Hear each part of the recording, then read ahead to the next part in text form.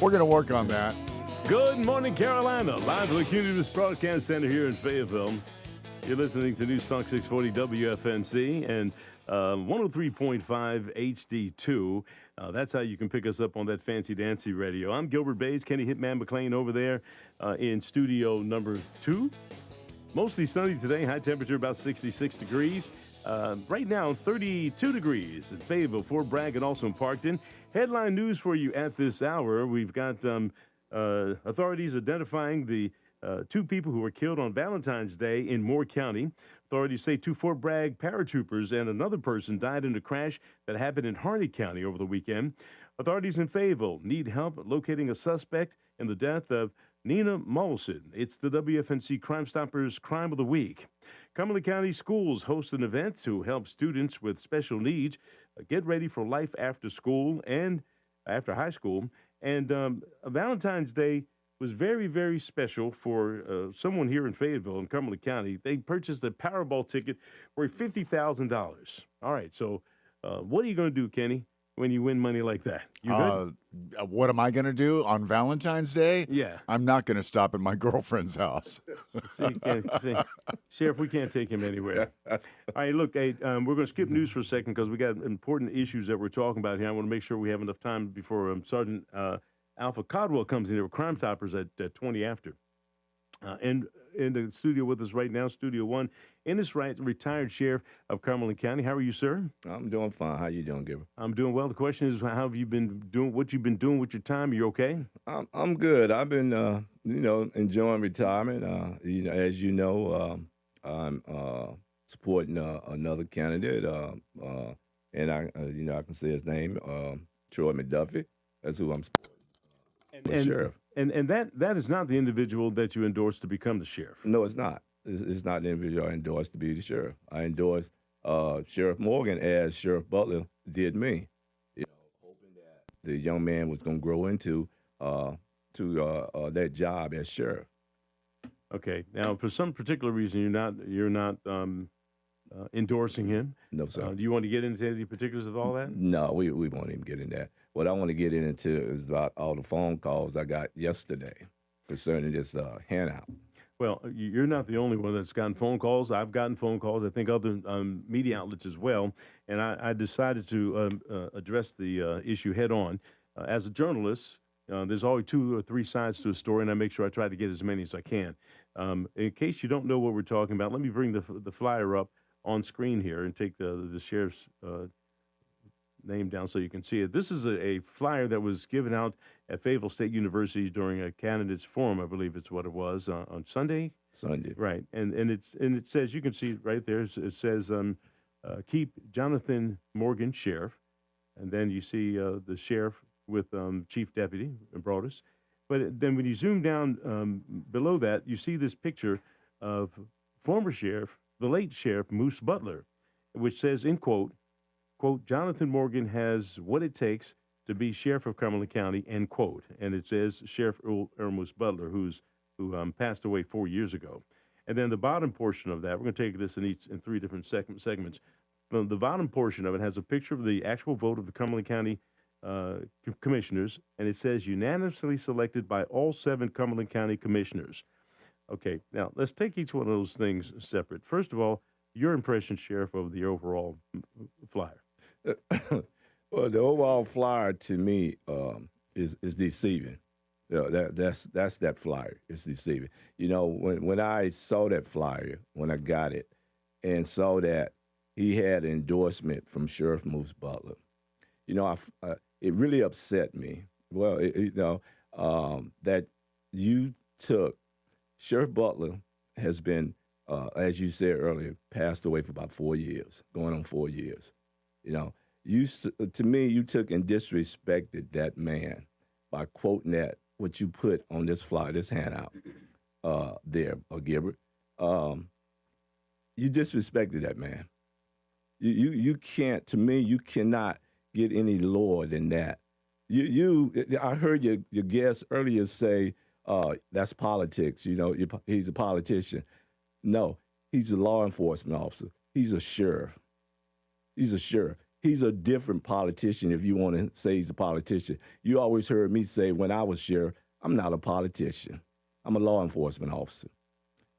If your integrity comes in question, like I used to tell them all the time, you're no good to me or to these citizens out here. And what you just did by posting this, putting this flyer out here, saying that the sheriff, Jonathan Morgan, has what it takes to be the sheriff of Cumberland County, and then quote, and then Sheriff Earl Moose Butler, and put his picture there, like he talked to you yesterday. Well, let me tell you what he did, because again, as a reporter, I don't have any dogs in these fights. I'm looking for the truth. I'm looking to get to what the facts are. So I gave the sheriff a call yesterday, and he returned my call. And I went over this piece by piece with him, and I said, did Moose Butler ever tell you that he would endorse you as sheriff? And he said no. I said, well, how do you come to that conclusion that that's what you want to put on this flyer? He said, well, several years ago, obviously before the sheriff passed, some second-hand person said that the sheriff mentioned that to him. I said, well, who is that person? Well, I don't want to draw that person in. I have an idea who it might be, but that's really irrelevant. So just as a journalist, I'm not going to take secondhand stuff and make it a fact. I need to get some verification on this. I asked him, has the sheriff ever said to you while he was alive that you would make a good sheriff, and if you did, I would endorse you? And he said no. He never said that. Okay, so when you hear that, Sheriff, what comes to your mind? Well, what comes to mind, Gibber, is that sheriff never mentioned that to me, and let's step back and look at the facts about it. If sheriff had mentioned that to Morgan, don't you think when he decided to make me his chief deputy, when he decided to go to the commissioners to let me finish his term, don't you think he would have put Morgan there?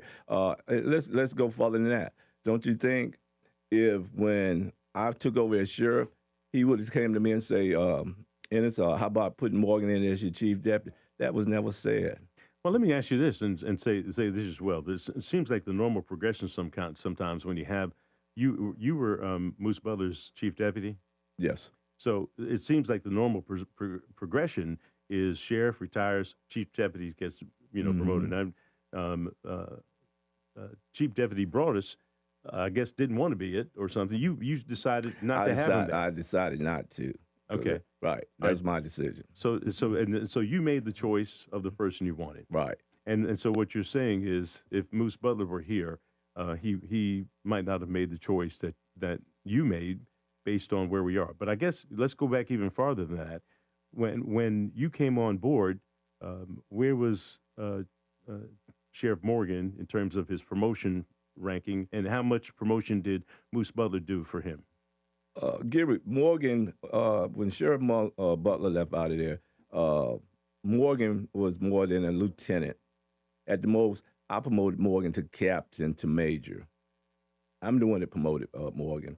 So that's why it's so disturbing that he put this on this flyer like that. You took and you tried to deceive the citizens out here with this flyer. What you did was told an untruth. That's what you did. Again, I go back to, you are sheriff. You are a law enforcement officer. That's what you are. You can't go out here telling falsehoods. You can't do it. Well, let's take it to the last part here, which is the portion of the flyer on the bottom that says unanimously selected by all 7 Cumberland County commissioners. So was I. That's right. So was I. And that's when Moose recommended right. you. And you know why? Because Moose, Sheriff Butler recommended, just like I did for him. They did what I asked them to do. But again, when you go back to the flyer, and I brought the flyer back on the screen for those watching on my Facebook page and also on my YouTube page, the way it's set, it looks like the insinuation is that all 7 county commissioners are endorsing him for sheriff. Is that the perception that flyer gives you? That's what it is. That's what I see. This flyer, I say again, Gary, this flyer here is so Now you have the deceiving. actual flyer. I have right the there. actual flyer. Yeah, you can hold it up so we can get a sense of how big it is. You know, I have the actual flyer. Right. Here. Right. So it was a handout. It was a handout. Mm-hmm. It was a handout. So this whole handout here is deceiving. You know, I understand politics, but again, I go back to you are not the average politician. You are a law enforcement officer. That's what you are. You can't go around here telling falsehoods. Because, as I say, you always hear me say when you talk to me, if you at the top, if your integrity is in any kind of question, the bottom of that half is going to be messed up.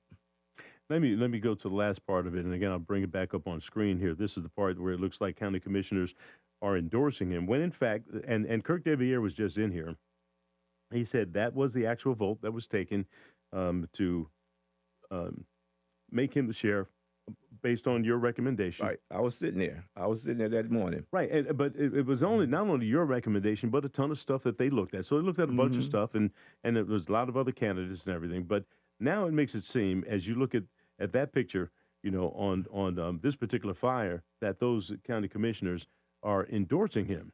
And as a reporter, again, I'm going to get all sides. So yesterday I called every county commissioner, all 7 of them. Right. And I have the results here of what they said. Marshall Faircloth, and the question was pretty simple. Have you endorsed Jonathan Morgan for sheriff or any other candidate for sheriff? And Marshall Faircloth, no. Glenn Adams, no. Because Marshall and Glenn are running for re-election, and it's not the position of those who are running to endorse anyone. Right. And Veronica Jones stayed on. She's the vice chairwoman, and I mean she was on the phone with me, hot, and emphatically said no. I didn't endorse anyone, and I want to make sure that you make that perfectly clear, Gilbert, that I did not endorse him or anyone for sheriff right now.